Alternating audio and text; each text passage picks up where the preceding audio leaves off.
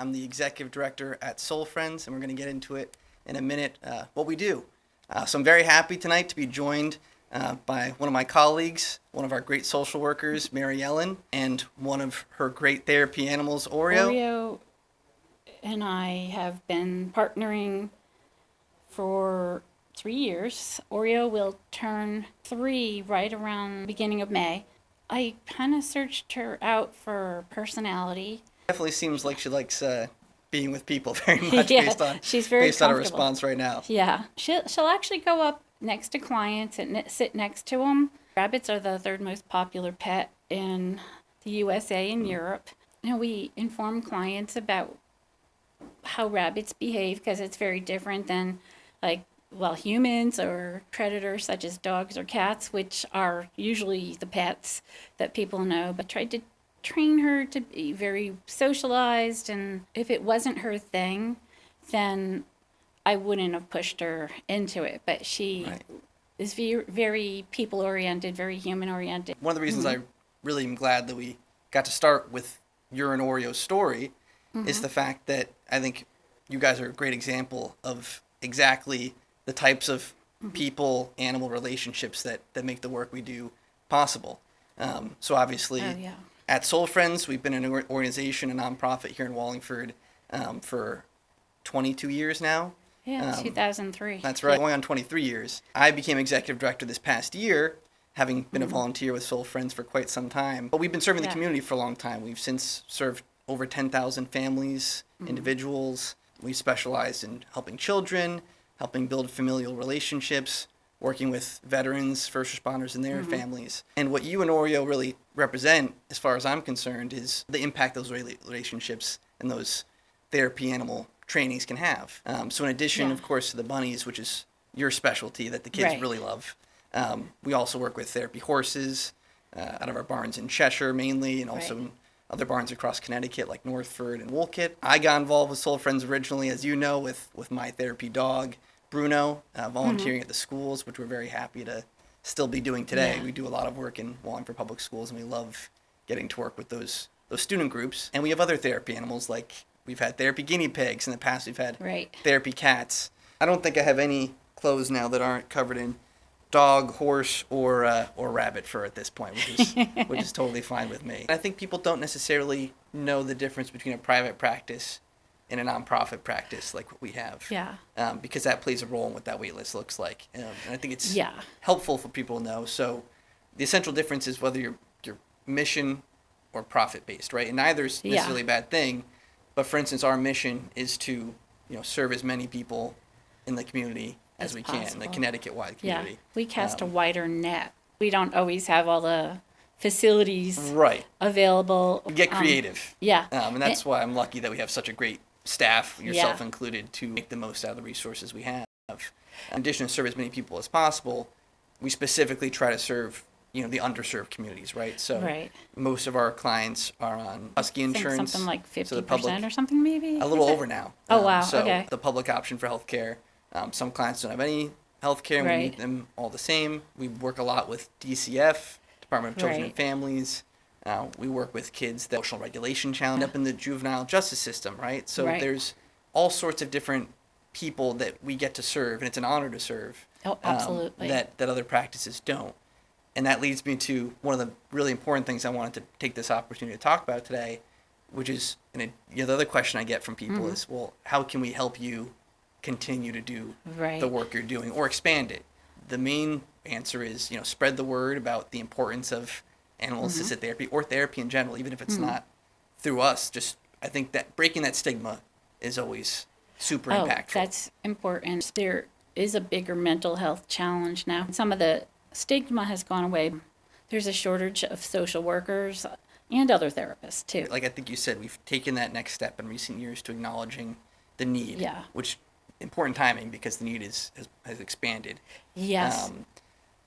But then so the challenge becomes meeting that need, and that's really where we rely on support from the communities, right? To the extent that if people want to support us, whether they want to volunteer for us, that's great as well, or donate to us, they can always go to our website, soul-friends.org. It allows us to continue treating folks who otherwise would be left behind. Yes. And I think that's, again, this work is super rewarding, but that's also the emotional challenge of rising to that demand. Describe a little bit about why it's so important to have that animal aspect of the therapy, right? So there's always a need for therapy, especially nowadays. I find that there's certain outcomes we can accomplish and certain people, children especially sometimes, that we can reach through the animals, with the animals. Can you elaborate on that a little bit? I've heard people say that working with the animals is often like a last resort because people have brought their kids to other types of therapists, and not that there's anything wrong with them, but sometimes the situation is a child might not trust a therapist, or an adult is probably the better word. Something was done to them by an adult. But if there's a dog, bunny, cat, it's that non-judgmental, right, living thing, right? Right. We do our best in our positions to not judge, regardless of who comes in our doors. But an animal, more than we ever could, truly personifies that. It provides that breakthrough sometimes, that icebreaker. To people who otherwise might not have that opportunity. It's not just children, it's, all sorts of people. Oh, yeah. A therapist, he also kind of wrote I call it the Bible of animal-assisted therapy. His name's Aubrey Fine, and he calls animals a social lubricant. That's a great way to describe it. Yeah, I love that expression. Any interaction you have with them, it's non-judgmental. They're not saying, oh, I hate that outfit. One thing I've learned, like with the horses, for example, they'll come up to you and kind of know how to approach you. They're incredibly emotionally intelligent animals. They're perceptive. Kate, who's the founder of Soul Friends, Kate Nickel, she says that they can hear your heartbeat from 6 feet away, which blows my mind still. Right. We're so steeped now in animal therapy or animal-assisted therapy, ourselves, that we sometimes forget that folks might not know kind of what defines a therapy animal. So, of course, especially it gets confusing with dogs, right? Because you have service dogs and you have emotional support dogs, which are entirely different categories. Right. For people's awareness, for therapy animals, they're not obedient to the point of being service dogs, but they are trained, and most importantly, we're testing for an affinity for the work, right? So that they're not just comfortable being around people and working with people through emotional challenges, but that they like doing it. And, Kate coins this term, our founder, so I'll quote her, but we never use animals, we work with the animals. Oh, right. And so making sure that you're in tune with your animals, which, like I said, Marilyn, you're a great example of. It's a really important part of the work, and especially, all of our cases, all of our clients are different. Some might be working through grief, some might be working through trauma, some might be neuroatypical. We work with children, adults, elderly, veterans, it's a whole gambit. Oh, yeah. Which is why it's all the more important to emphasize, consent with these animals, mutual respect. It's also it's part of the whole cycle of the process of working through these challenges. One of my favorite expressions from pet partners is taking care of both ends of the leash. In a given day. What we don't want to see happen is we don't want to flip a switch where they all of a sudden no longer are enjoying the experience, right? Right. So it's all that, the moderation, like you said, is exactly right. Yeah. There's something called compliance. Sometimes you want people to comply with rules for whatever reason with something. If you're forcing the animal and they don't want to do it, or they're too stressed or whatever, then, as you said, it doesn't become enjoyable. Right. You lose something. Yeah, and I think everybody loses something. And especially when you're working in therapy, right, where it's all about emotional intelligence and picking up on those tiny details, with how anything's feeling emotionally.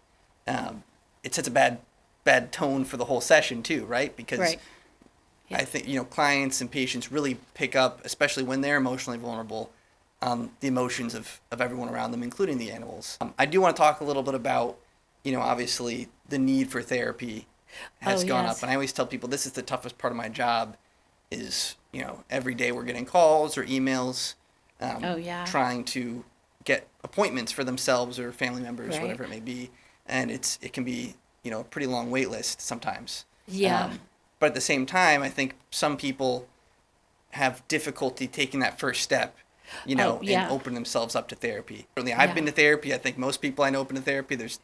We wouldn't be in this industry if we didn't think that there was anything wrong with going to therapy. But it's something that can truly be a benefit to anyone and everyone, regardless of what your situation is. The animal-assisted side of things can be especially rewarding. If you want to support the work that Soul Friends does here in Wallingford, in your neighboring towns, and really across the state, please go to our website. We're always looking for additional therapy animal teams as volunteers.